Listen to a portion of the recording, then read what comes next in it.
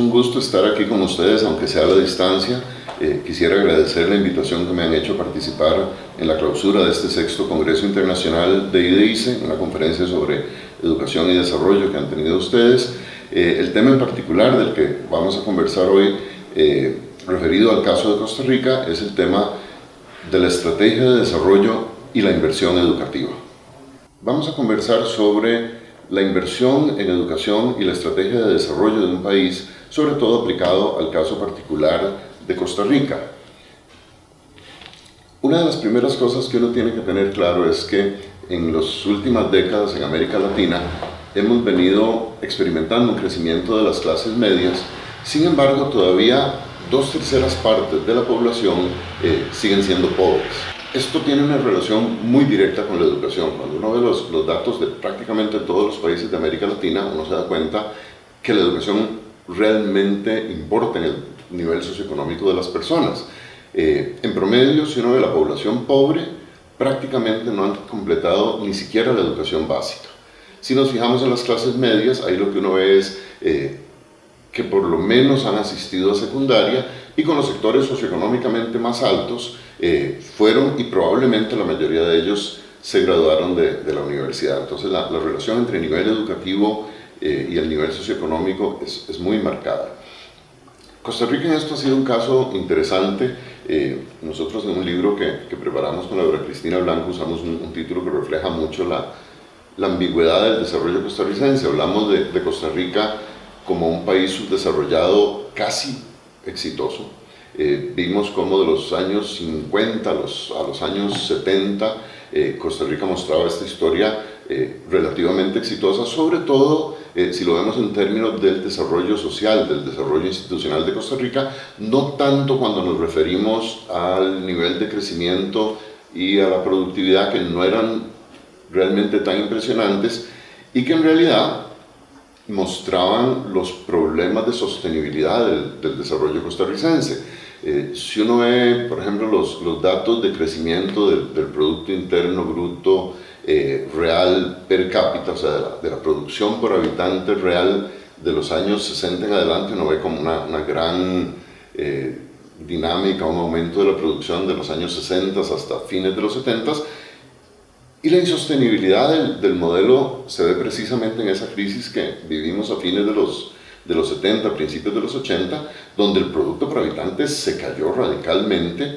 En realidad, cuando uno ve el gráfico, es una caída muy impresionante, y nos va a tomar mucho tiempo después de eso lograr un ajuste y una transformación del país, y uno ve cómo lentamente en los primeros años empieza a recuperar el crecimiento por habitante. Y después, en una forma zigzagueante, la economía se va recuperando. De hecho, hay una gran transformación de la economía costarricense.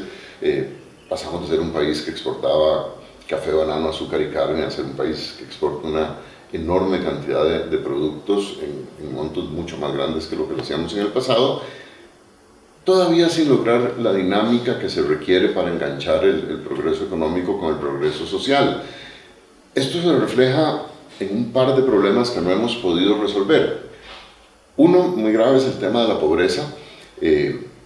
Sin duda Costa Rica fue exitoso en resolver el gran impacto que tuvo la crisis. Si uno ve el gráfico, la pobreza, que había llegado a ser como de un 30% a fines de los 70, se disparó, subió del 50% durante la crisis del 82-83, y después de eso el país logra muy rápidamente bajar la pobreza otra vez a llegar a los niveles del 25-24, y sin embargo, a partir de mediados de los años 90, los niveles de pobreza como que se estancan en ese nivel. Están oscilando entre 18, que ha sido lo más bajo que hemos tenido, 21-22%, y lo mismo nos ocurre con la pobreza extrema, que logramos bajarla, pero nuevamente se estancó en niveles de 7-5%, y ahí hemos estado por prácticamente 3 décadas.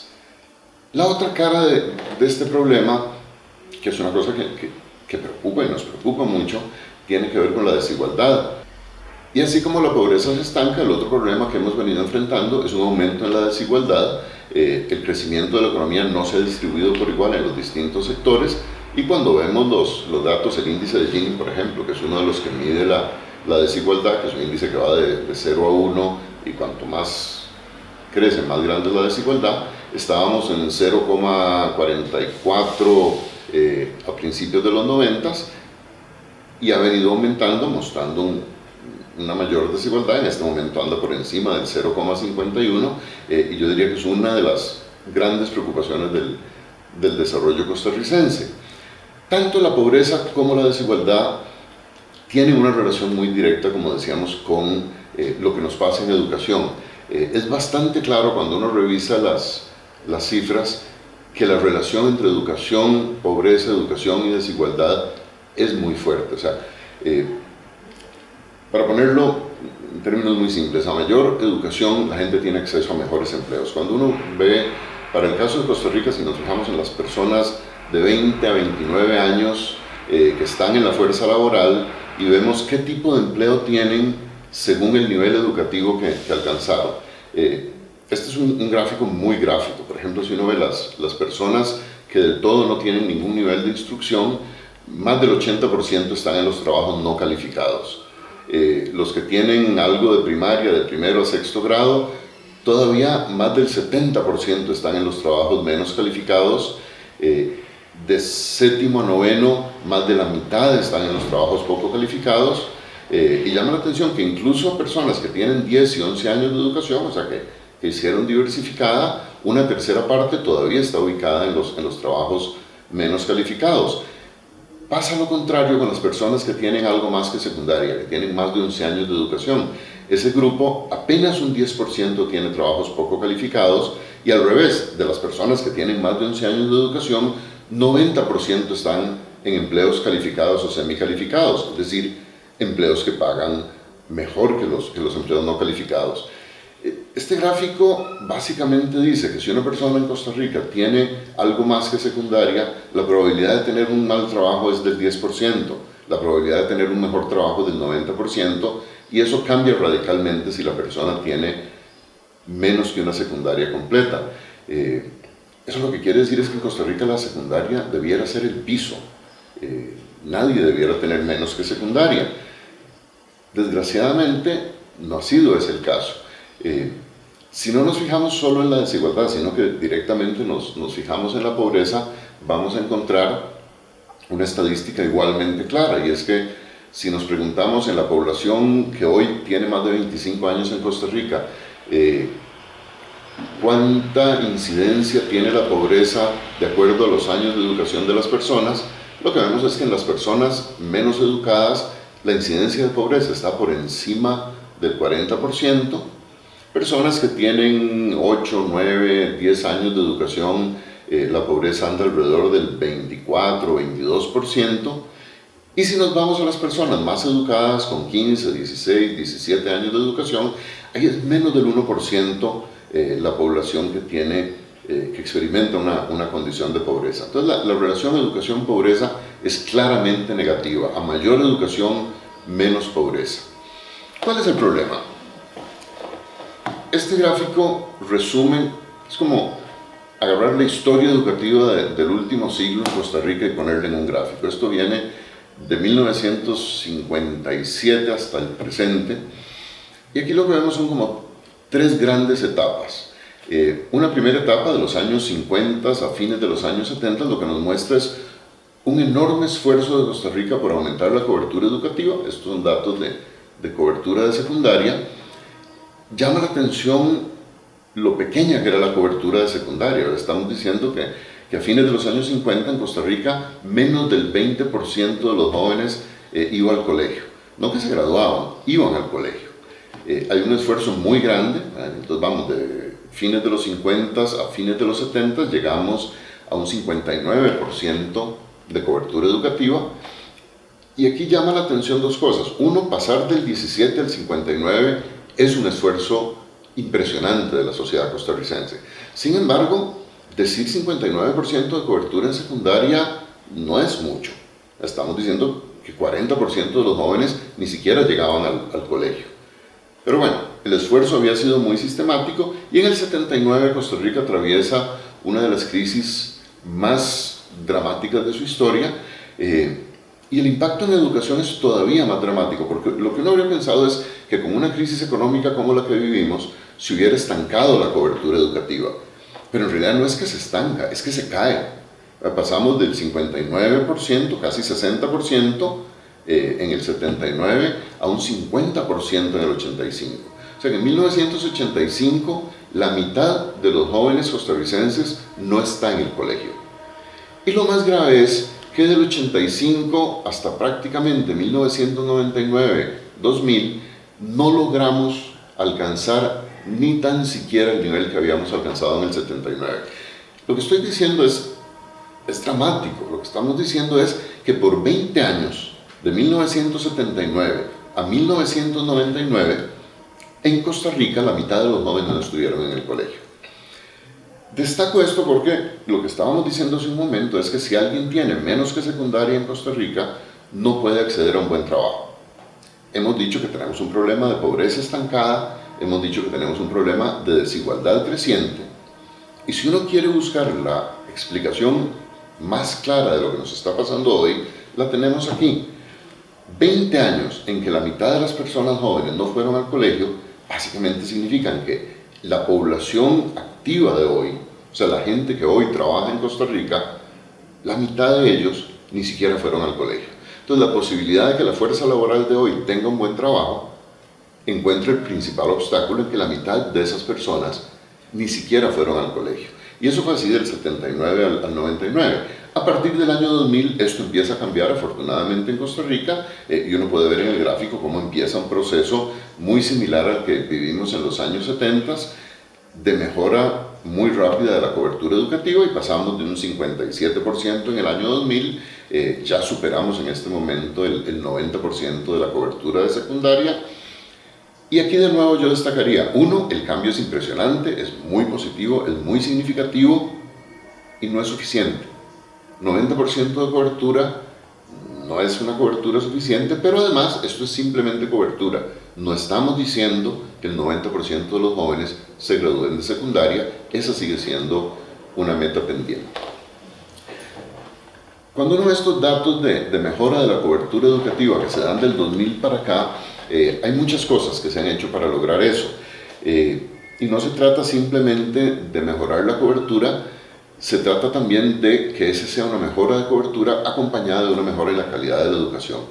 Si de algo depende la calidad de la educación, es de la calidad de los docentes.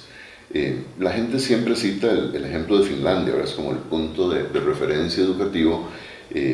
Y los finlandeses han insistido muchísimo en que no hay tal cosa como un milagro finlandés.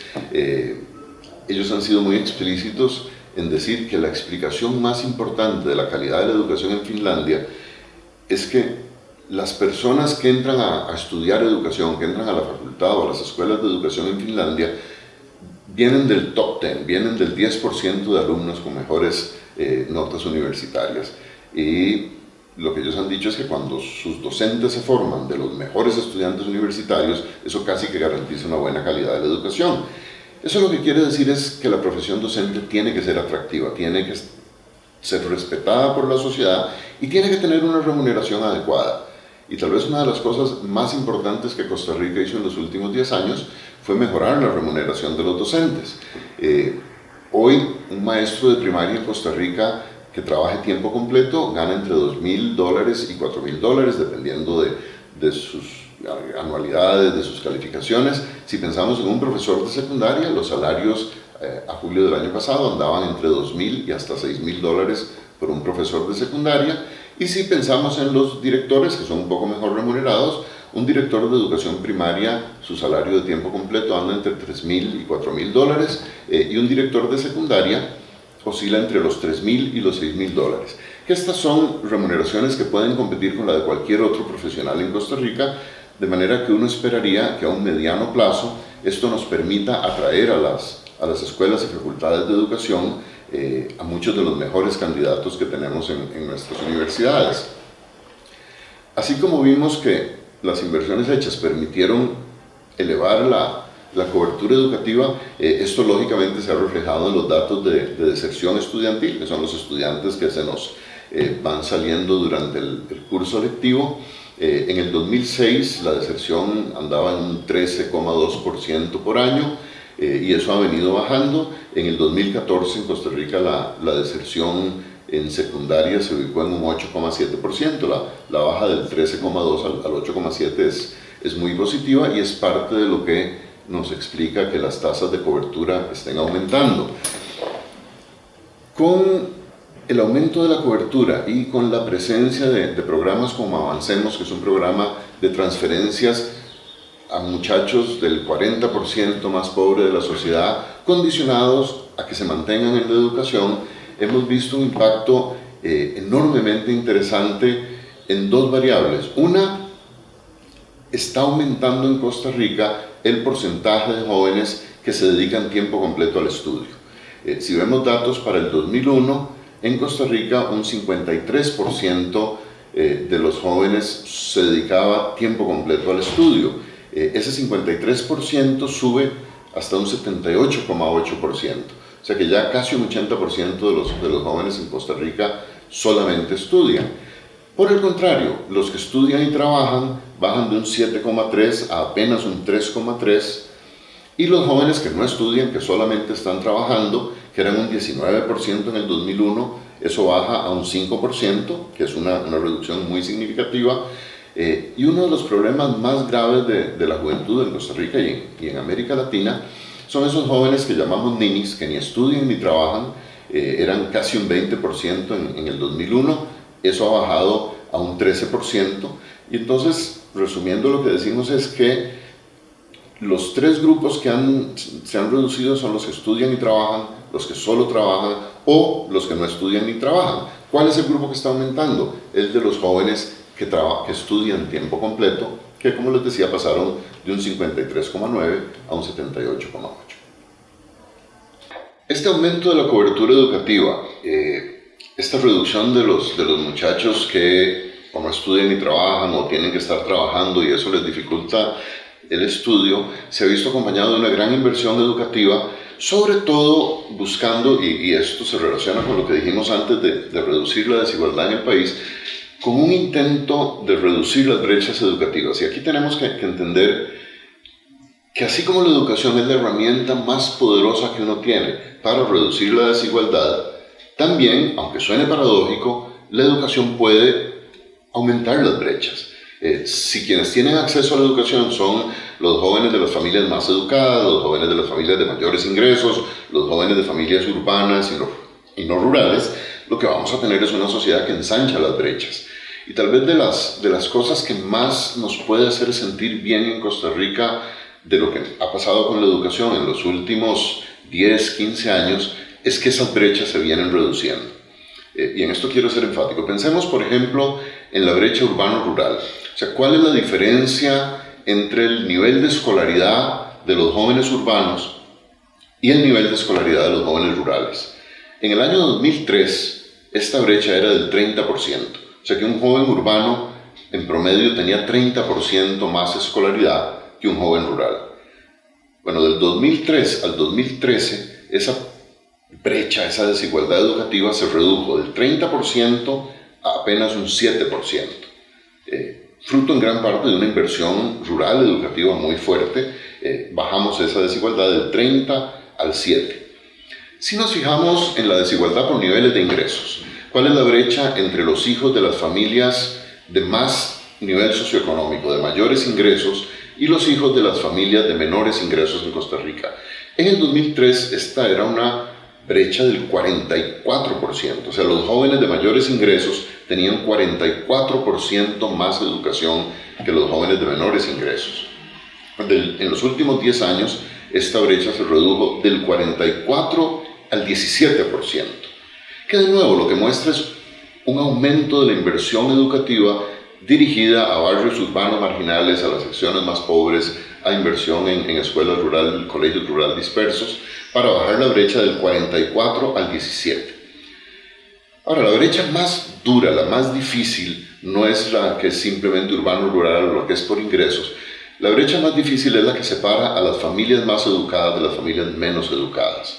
Y aquí el dato es dramático. En el año 2003, estamos hablando de hace poco más de una década, en Costa Rica, los hijos y las hijas de las familias más educadas tenían 68% más educación que los hijos y las hijas de las familias menos educadas. 68%.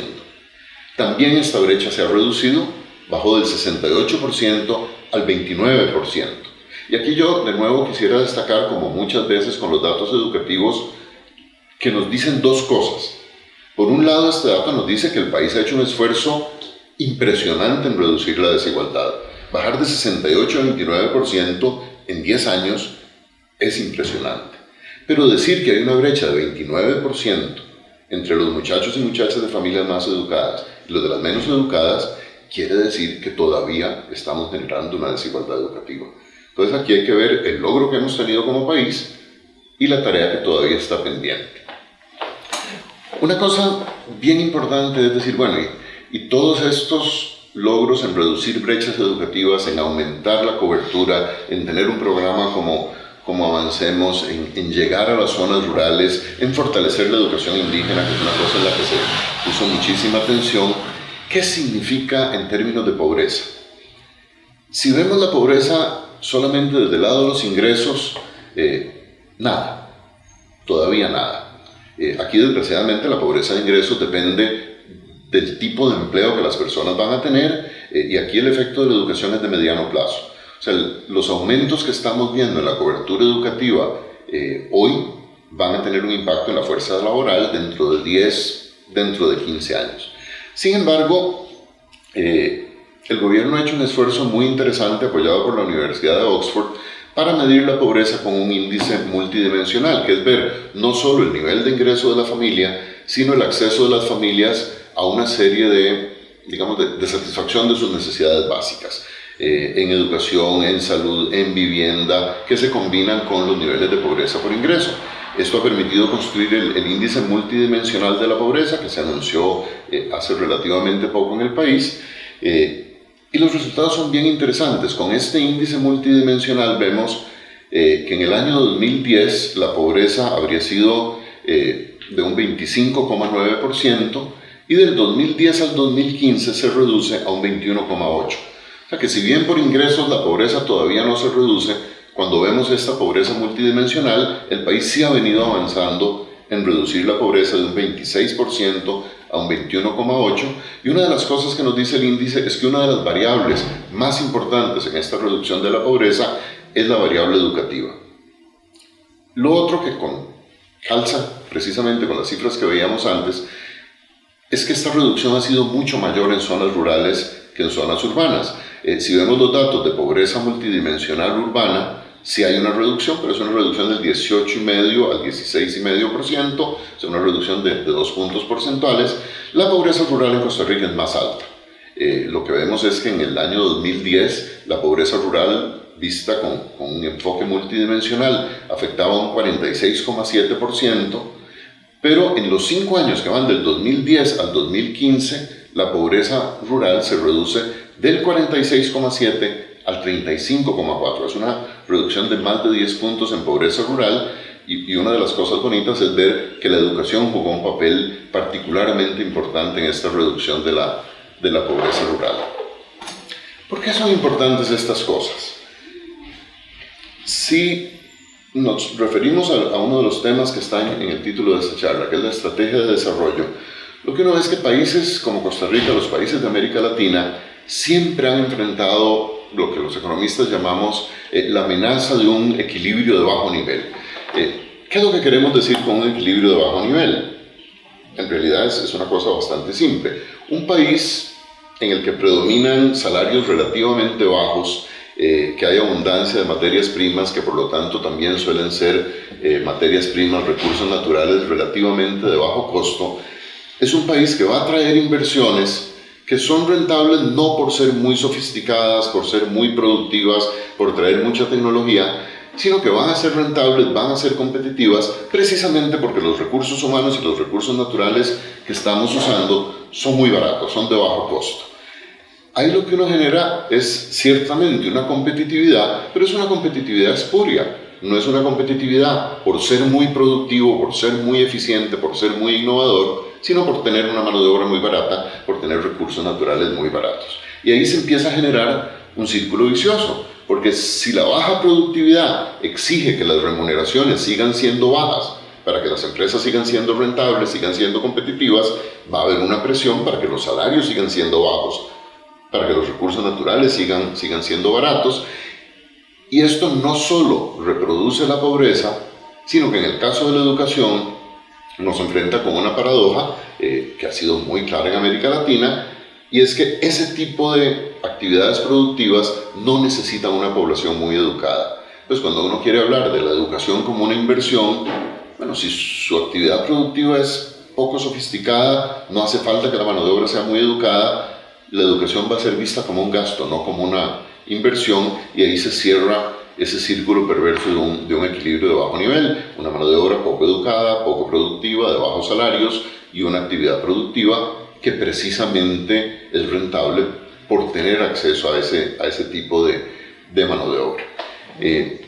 Este tipo de círculos viciosos tienen que romperse. La única forma de que un país se desarrolle es rompiendo ese tipo de círculo perverso, y hay que romperlo por los dos lados. Esto no se rompe por un lado, ¿verdad? Yo no puedo simplemente subir los salarios y tener una mano de obra poco educada y una economía poco productiva, porque ahí lo que vamos a hacer es quebrar la economía, pero yo tampoco puedo elevar la productividad si no tengo una mano de obra, unos recursos humanos educados. Entonces, uno necesita políticas que eleven la calidad y la remuneración de los recursos humanos, una política de salarios crecientes y de calidad creciente de la mano de obra, que presione al sector productivo para elevar la productividad con que se están haciendo las inversiones. Esto tiene necesidades por el lado de la política económica, por el lado de la política social. De lo que estamos hablando es de estimular lo que la CEPAL ha llamado una competitividad genuina, una competitividad basada en productividad creciente, no en la baja remuneración.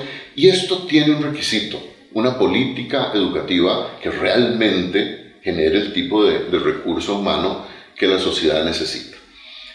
Si nosotros realmente lográramos eso en Costa Rica, igual que en otros países de América Latina, tendríamos una posibilidad de salirnos de ese esquema histórico de equilibrios de bajo nivel, y veríamos cómo la educación no es simplemente una política social, sino que la educación se convierte en una política económica realmente de primer nivel.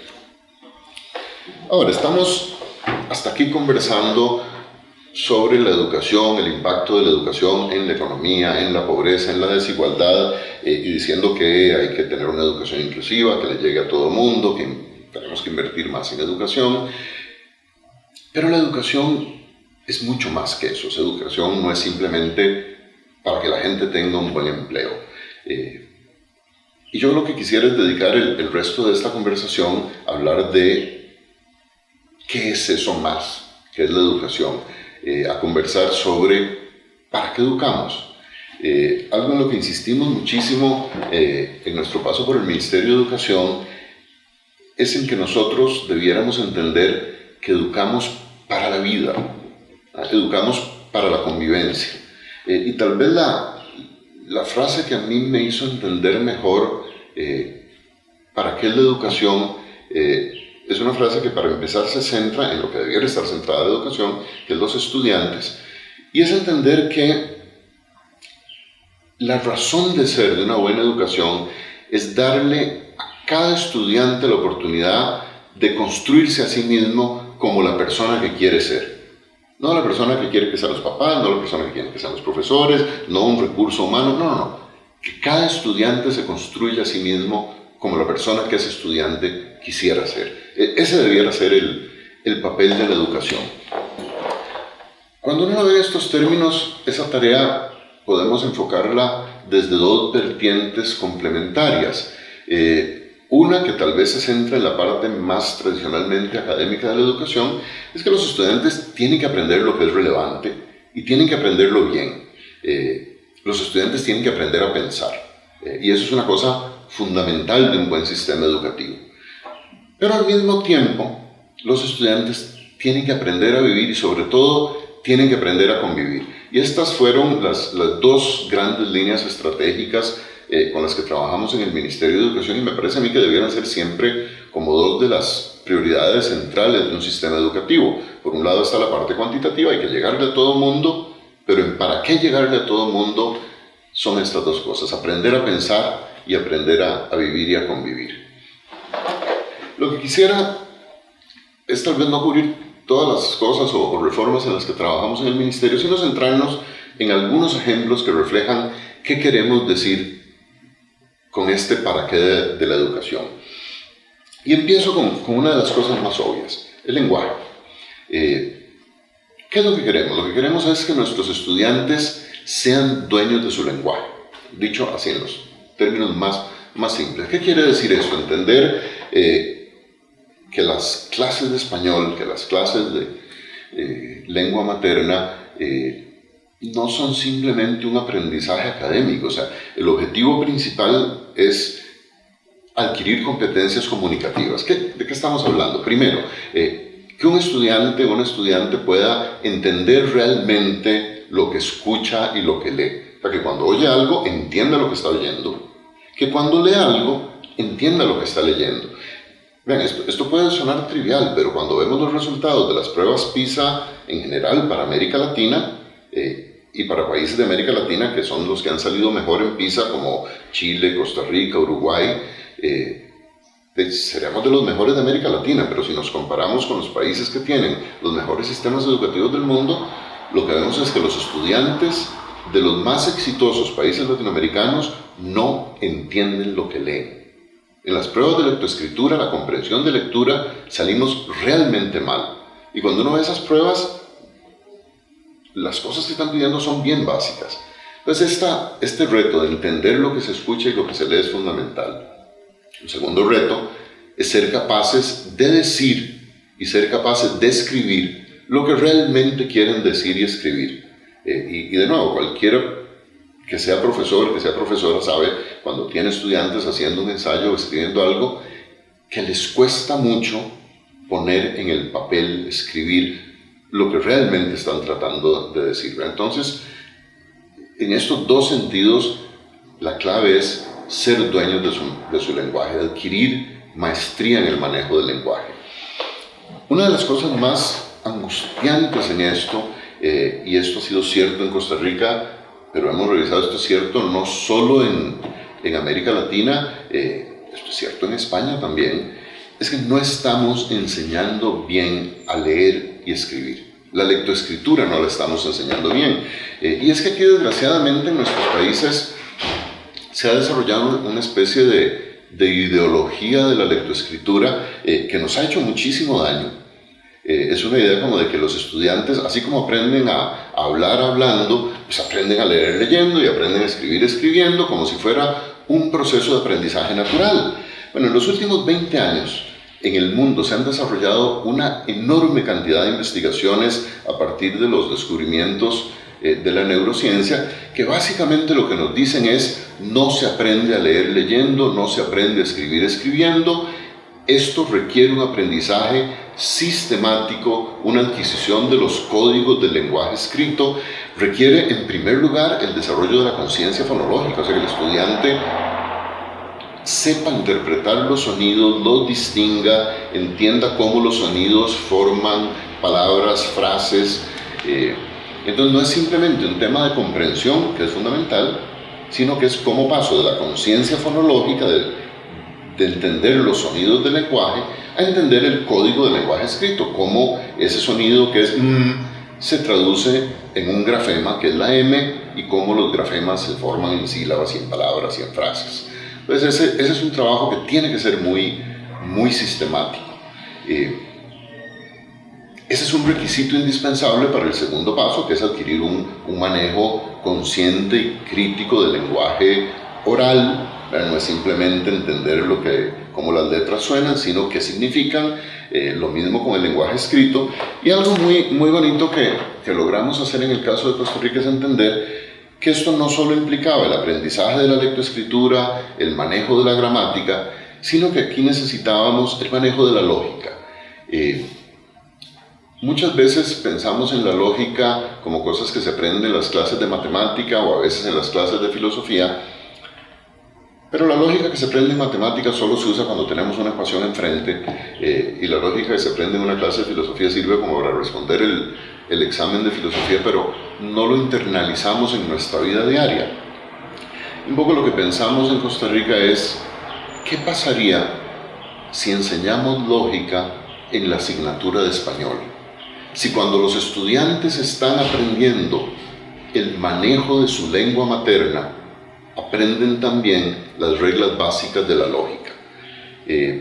¿Buscando qué? Buscando entonces que en el uso normal del lenguaje, cuando leen el periódico, cuando están viendo televisión, cuando están hablando, cuando van a escribir, incorporen las reglas de la lógica. ¿Esto qué quiere decir? Fíjense la caricatura que ustedes tienen enfrente. Los pingüinos son blanco y negros. Los viejos programas de televisión son blanco y negros. Por lo tanto, algunos pingüinos son viejos programas de televisión. Uno lee eso y se ríe. Y se ríe porque es una caricatura y porque suena absurdo. Pero yo les garantizo que ustedes van a encontrar frases iguales a esa en el periódico de hoy, que lo van a oír en el noticiero de televisión, se lo van a oír a algún candidato político. Todo el tiempo cometemos errores lógicos, y la clave de esta enseñanza es no solo evitar nosotros estos errores cuando hablamos o escribimos, sino detectarlos cuando estamos oyendo a alguien hablarnos o cuando estamos leyendo algo. Entonces, la base del pensamiento crítico es el pensamiento lógico, y eso debiera ser parte de nuestras reformas de español. Un segundo tema es inevitable, las matemáticas. Las matemáticas son como el coco, eso es lo que los estudiantes les tienen más miedo, es en lo que más fracasan, en la asignatura que más pierden, en las pruebas nacionales donde más se quedan. Esto no es solo así en Costa Rica, esto no es solo así en América Latina, es así en todo el mundo. Los franceses hablan de la constante terrible de las matemáticas, y ahí la reforma que impulsamos, que cubre toda la enseñanza de las matemáticas, aquí nos vamos desde preescolar, primer grado, hasta el último de secundaria, tiene por lo menos 3 cosas que a mí me gustaría destacar. La primera, disfrutar las matemáticas. Y esto, yo no sé, mucha gente dirá, pero ¿cómo vamos a disfrutar las matemáticas? Por supuesto, las matemáticas es una cosa que puede ser lindísima, y cuando uno disfruta algo, puede enfrentar todas las dificultades del mundo.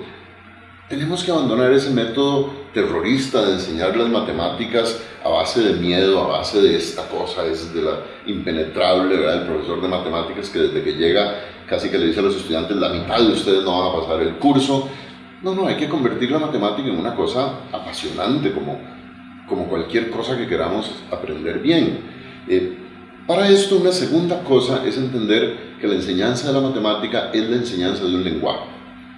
Y así como cuando estudiamos español decimos ese es el aprendizaje de un lenguaje, y cuando estudiamos inglés o portugués es aprender un lenguaje, también con la matemática es otro simbolismo, es otra forma de relacionar los símbolos del lenguaje. Y tal vez lo más importante, pedagógicamente hablando, y esto es algo que lo aprendemos de los países que han sido exitosos en reformar la enseñanza de la matemática, es que hay que hacerlo exactamente al revés de como lo hemos venido haciendo en América Latina. En América Latina la enseñanza de la matemática siempre es empezando por lo abstracto. O sea, decimos, mire, este es el teorema tal, y con este teorema se resuelven ejercicios de esta forma, y vaya acá para allá. Así no se aprende matemática. Lo que nos dicen en Singapur, en Finlandia, en partes de Estados Unidos que han tenido reformas muy exitosas es, no empiece por lo abstracto, empiece por cosas concretas, cercanas a los estudiantes, y a partir de esas cosas concretas, permítales construir el proceso de abstracción hasta llegar a los conceptos, a los teoremas, a las teorías, y en ese proceso la resolución de problemas no es simplemente el ejercicio para ver si llegó o no llegó a la respuesta correcta. La resolución de problemas, y ojalá la resolución colaborativa de problemas, es la herramienta pedagógica para entender ese proceso de abstracción. Entonces, disfrutar las matemáticas, adquirir el lenguaje matemático y avanzar desde lo concreto hasta lo abstracto parecieran ser pasos importantes en esta reforma de las matemáticas. En ciencias nos movimos en una dirección muy parecida, y aquí básicamente aprendimos de un proyecto que se ha desarrollado en Francia, muy bonito, con el nombre más simple y más atractivo del mundo. En Francia lo llaman con las manos en la masa. Y básicamente unos premios Nobel franceses dijeron, estamos enseñando mal ciencias, le estamos enseñando a los muchachos, a los chiquitos, las respuestas de la ciencia. O sea, tomamos los descubrimientos científicos y le damos al estudiante los resultados para que se lo aprenda. O sea, 9.8 metros por segundo al cuadrado en el vacío, ley de la gravedad, aprendas eso. Y entonces estos franceses lo que nos dicen es, no, la ciencia se enseña desde las preguntas. ¿Por qué se caen las cosas? Y que a partir de ahí los muchachos empiecen a trabajar indagando, y aquí lo que introducimos en Costa Rica es un proceso de aprendizaje científico a partir de la indagación para llegar a esas respuestas. Cuando uno llega a las respuestas desde las preguntas, para empezar no se le van a olvidar tanto esas respuestas, pero además si en el futuro esas no son las respuestas que necesita, aprendió lo más importante, aprendió a indagar, aprendió a investigar, aprendió a buscar respuestas. Y eso nos da una enseñanza de la ciencia muy distinta. Lo que vemos así es que en asignaturas académicas como la adquisición del lenguaje, la lectoescritura, la matemática, las ciencias, lo mismo podríamos decir de las ciencias sociales, de los estudios sociales, uno puede tener un aprendizaje mucho más constructivo, no quedarnos en el discurso del constructivismo, que en el aula sigue siendo tan tradicional como siempre, sino de verdad aprender distinto. Pero esto nos lleva a enfrentar el segundo filón del para qué educar, que es decir, bueno, pero es que yo quiero todo esto para aprender a vivir. Y aquí es donde yo encontré tal vez una de las paradojas más grandes del sistema educativo, porque usualmente lo que hacemos es decir, no, es que a vivir se aprende viviendo, ¿verdad? ¿Cuántas veces hemos oído esa frase de alguien decir, no, yo eso lo aprendí en la universidad de la vida? Y uno con ganas de decirle, sí, lo aprendió bastante mal. Para aprender a vivir y a convivir, la vida no pareciera ser una escuela tan buena. Bueno, no hay nada más difícil que aprender a vivir con los demás. Ese es realmente algo que requiere un proceso planeado, sistemático, bien pensado de aprendizaje. Entonces, muchos de los esfuerzos que impulsamos en los últimos 10 años en Costa Rica fue precisamente para meterle al sistema educativo prácticas que le permitieran a los niños, a las niñas, a los muchachos y muchachas mejorar su convivencia y aprender a vivir mejor. Para meternos en esto del aprender a vivir y convivir, que implicaba tocar temas como las materias de las asignaturas artísticas, la educación física, los programas de vida cotidiana y muchas actividades de convivencia en los centros educativos, como estas cosas siempre se menosprecian mucho, buscamos un nombre pomposo para este proyecto, lo llamamos ética, estética y ciudadanía. Y dentro de estas palabras entonces agrupamos transformaciones en las asignaturas vinculadas a la estética, a las artes, otras vinculadas a la ética, a la educación cívica y a la capacidad de los estudiantes de vivir juntos. En el caso de las artes plásticas, visuales, música, literatura, siempre asignaturas menospreciadas en el sistema educativo, nos planteamos 4 objetivos que pueden sonar muy simples, pero nosotros los encontramos enormemente poderosos. Primero, que los estudiantes disfruten el arte. A veces uno puede decir, pero eso es obvio. Y dice, bueno, no. A veces hay docentes capaces de hacer que uno sufra la clase de música o que uno sufra la clase de artes plásticas. Entonces, el disfrute era una primera cosa. Lo segundo, que los estudiantes aprendan a apreciar el arte. Apreciar es distinto que disfrutar. Apreciar implica criterios, por qué me gusta, por qué no me gusta, distinguir calidades, o sea que ya es un aprendizaje más elaborado. Lo tercero es entender. Y entender quiere decir desde entender la técnica, distinguir la técnica de la acuarela, de la técnica del óleo, saber distinguir en música la técnica de cómo se hace un buen hip hop, de qué estamos hablando, si es una sonata, en cualquiera de los campos. Es el dominio de la técnica. Pero no es solo entender la técnica, es también entender históricamente, socialmente una obra de arte y entenderla en su sentido más íntimo, en el autor, ¿verdad? O sea, no, para entender a Frida Kahlo, el estudiante tiene que entender la Revolución Mexicana, pero tiene que entender la vida de Frida Kahlo. Entonces, ahí logramos ir acercando a los estudiantes con el sentido de las obras de arte. Entonces, disfrutar, apreciar, entender, todo eso es fundamental. La cuarta pata del banco nos pareció la más importante, que se expresen artísticamente. Y aquí es muy importante entender que no estamos diciendo que se conviertan en artistas. Igual que en educación física no estamos diciendo que se conviertan en atletas de alto rendimiento, que sean los que están en la selección de fútbol o en la selección de natación. Algunos van a llegar a eso, igual que algunos van a ser artistas, pero la educación artística y la educación física son para todos los estudiantes y lo que queremos es que todos se expresen artísticamente, que canten, que bailen, que se muevan, que toquen algún instrumento, que hagan teatro, que hagan poesía. Esto tuvo un impacto impresionante en nuestros estudiantes. El Festival Estudiantil de las Artes tal vez es la actividad que más convoca la participación de estudiantes y docentes. Es una de las actividades más lindas que tiene el Ministerio de Educación. Y no solo genera una enorme creatividad artística, un enorme disfrute, algo que nos dicen los docentes, que nos dicen los padres de familia y que los mismos estudiantes nos lo dicen, genera además una gran disciplina. O sea, preparar una coreografía, preparar una poesía coral requiere una enorme cantidad de trabajo.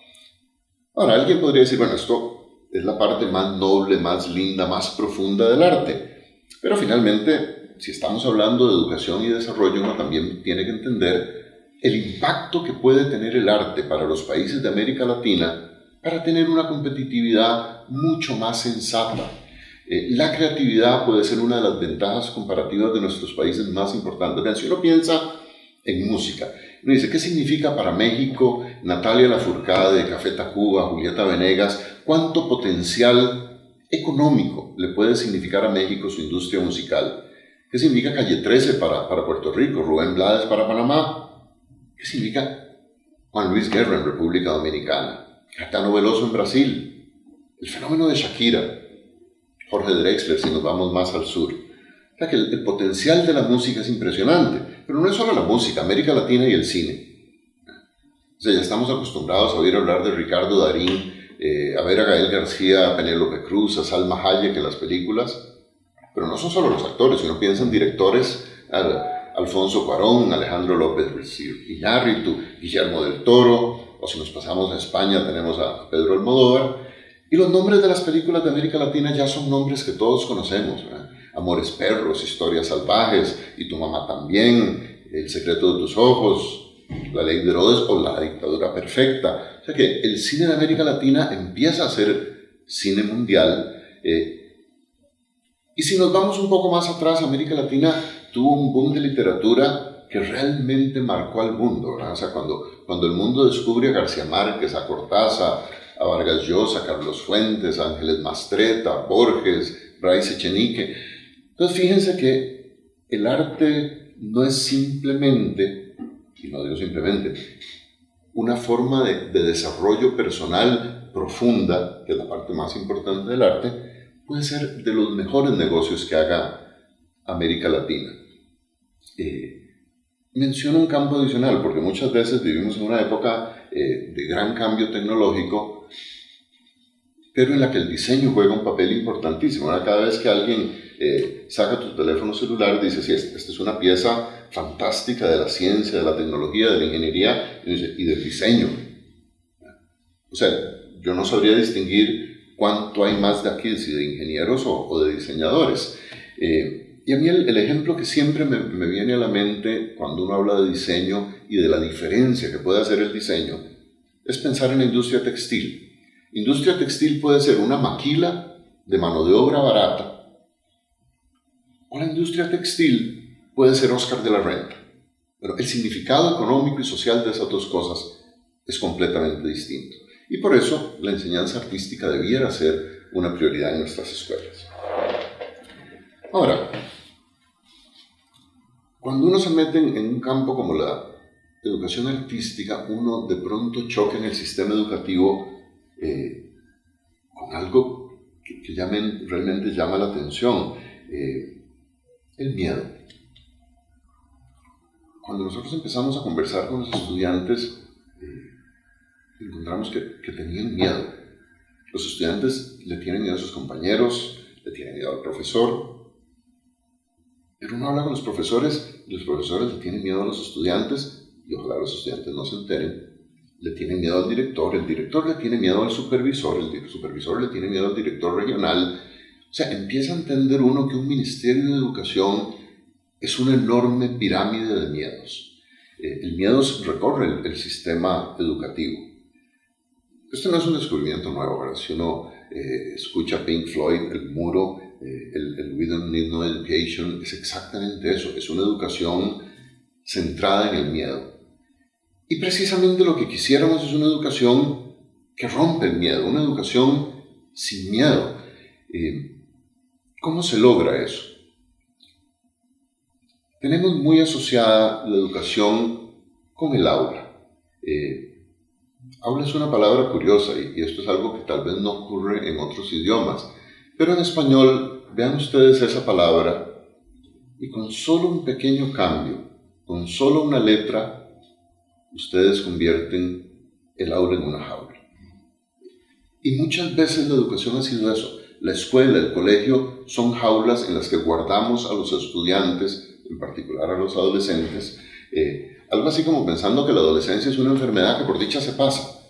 Y la escuela y el aula son los lugares en donde los escondemos mientras se les pasa.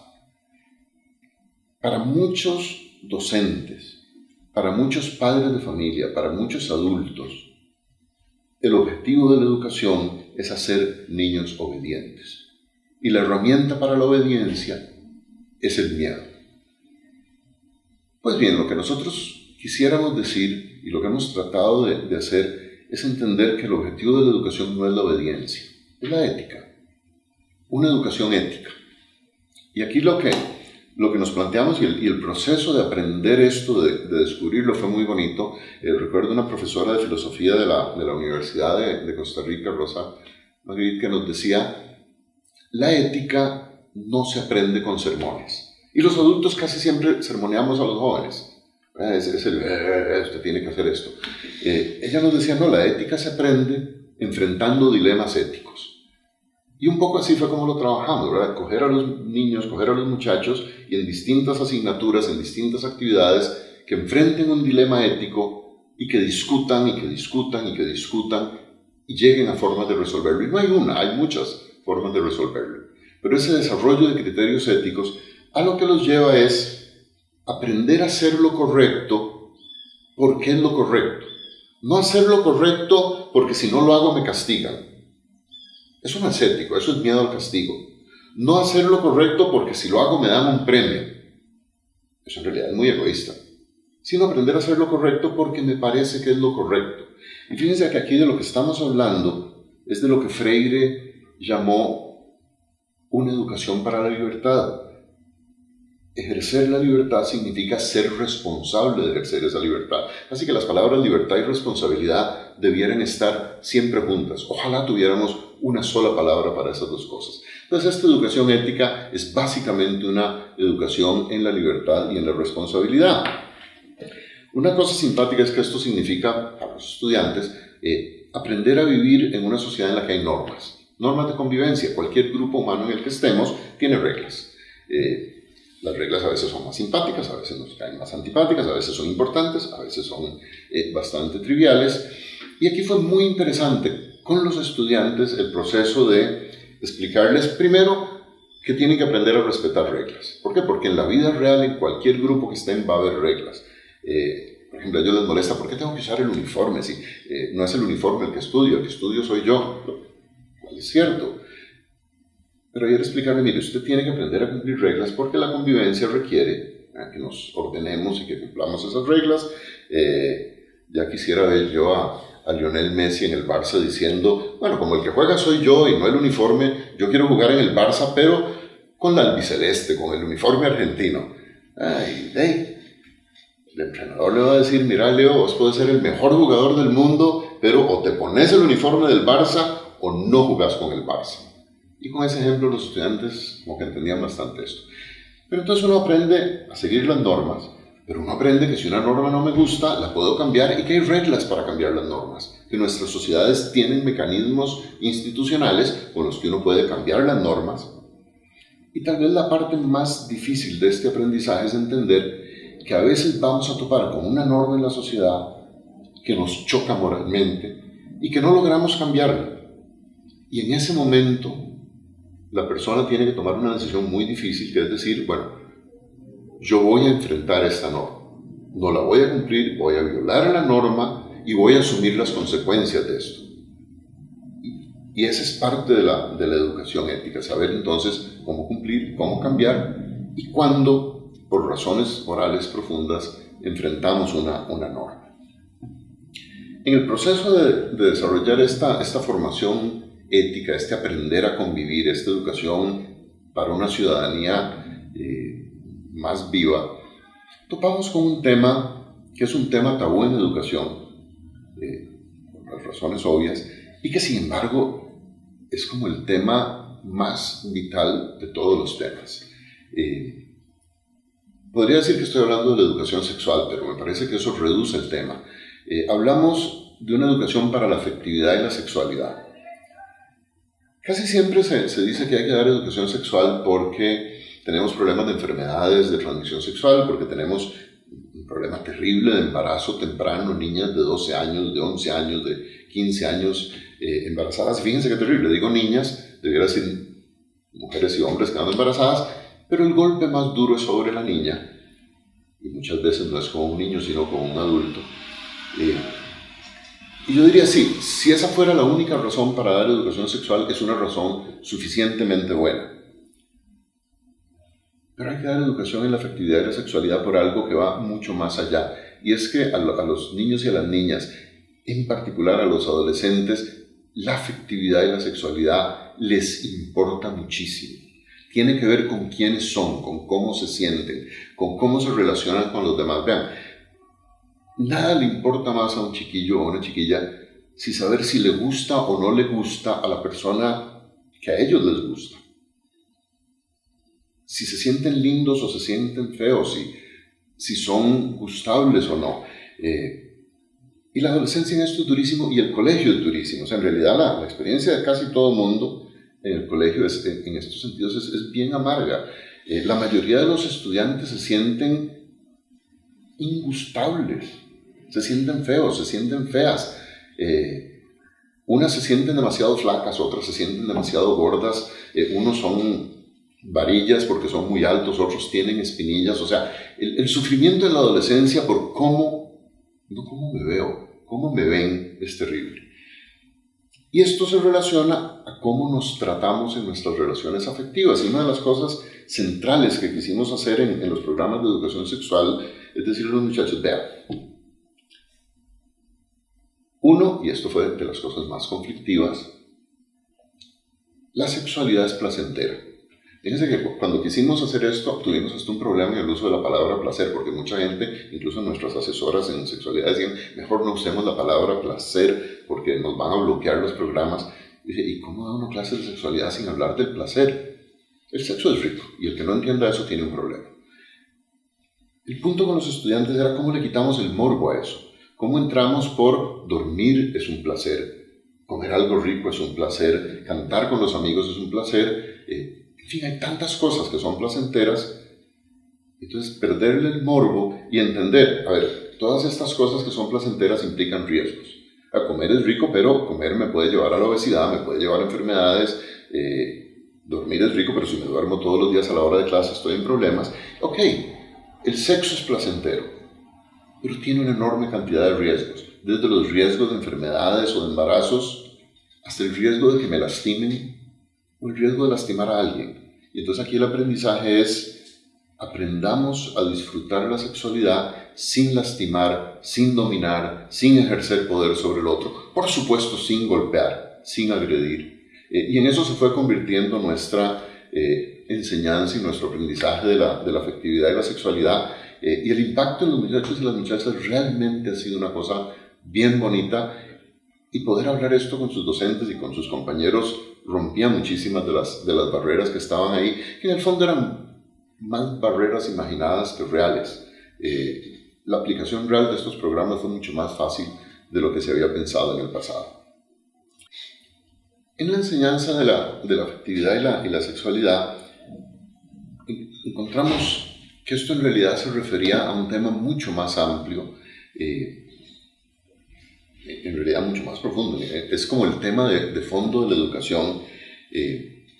Y tiene que ver con algo que a mí se me fue haciendo evidente conforme, y una de las cosas bonitas que tiene ser ministro de Educación es que uno tiene que ir a visitar escuelas y colegios por todo el país.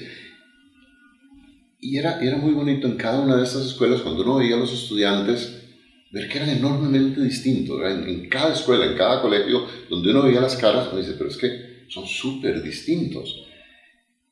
Y claro, esto refiere al tema de la identidad. Y cuando uno está en el colegio, cuando uno está en la escuela, ¿quién soy? ¿Cómo me ven los otros? ¿Qué tan distinto soy? ¿Calzo? ¿No calzo? Se vuelve en un tema de vida o muerte. Y aquí, a mí me parece que los adultos muchas veces no hemos logrado entender esto. Por ejemplo, cuando empezamos a trabajar esto en el ministerio, el concepto clave era el de tolerancia. Había que educar para la tolerancia.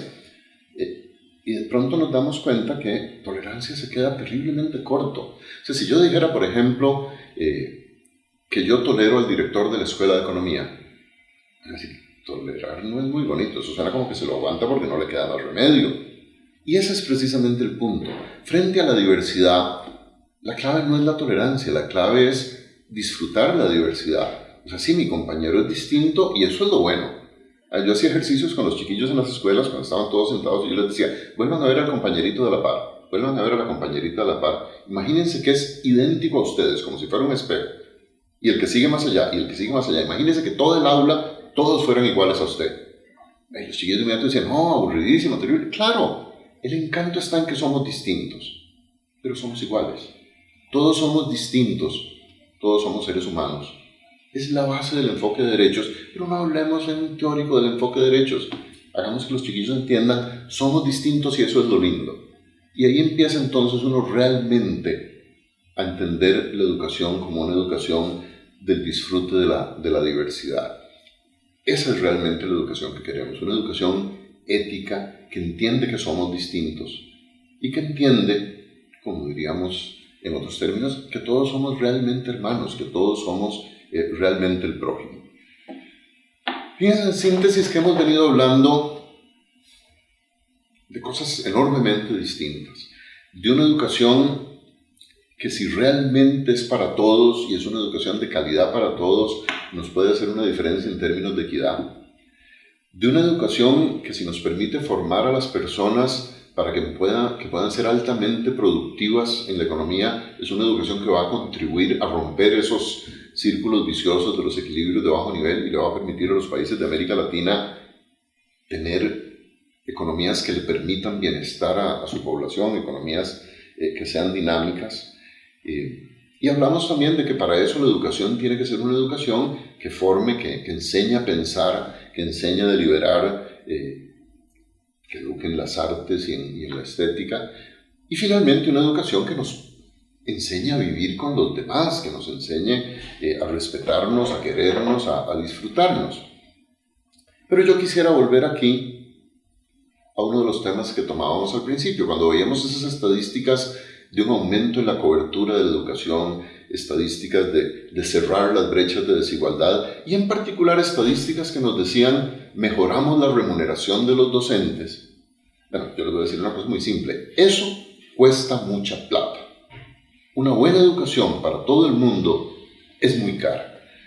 Cuando uno ve las estadísticas, en el caso de Costa Rica, el esfuerzo que ha hecho Costa Rica es realmente muy grande. Nosotros, a lo largo de los años del 2000 al 2006, nuestro presupuesto educativo giraba alrededor entre el 4 y el 5% del PIB, y no teníamos suficiente cobertura en secundaria, no teníamos suficiente cobertura en preescolar, los salarios de los docentes eran bien malos, la infraestructura educativa, la inversión era pobrísima por cada año, y como sociedad tomamos una decisión, se hace una reforma constitucional que dice vamos a elevar la inversión educativa al 8% del PIB. En estos últimos 10 años pasamos de un 4,7 a un 7,2, este año ya está en 7,4. Si uno lo ve desde el lado de la inversión educativa, uno dice, bueno, eso es fantástico. Pero yo quisiera cerrar aquí con un llamado de atención. Uno no aumenta la inversión educativa y tiene la parte bonita de tener más educación sin asumir la responsabilidad. Y aquí la pregunta es, ese aumento en la inversión educativa lo financiamos. O sea, ¿realmente la sociedad va a aportar los recursos que hacen falta para financiar esa educación? Porque aquí yo siento que en América Latina tenemos realmente una esquizofrenia fiscal. O sea, los países de América Latina, me parece a mí, muchas veces quisiéramos las escuelas de Finlandia, quisiéramos los hospitales de Suecia, quisiéramos las carreteras de Holanda con los impuestos de Centroamérica. Y eso no calza, eso no cierra. Uno no puede tener impuestos que son el 12, el 13% del PIB y pretender tener una educación que compita en el mundo de hoy. Entonces, todo lo que hemos hablado hoy de educación nos obliga a plantearnos este problema, y yo con esto termino. ¿Vamos a financiar o no vamos a financiar la inversión educativa? Ese es el tema. Muchas gracias.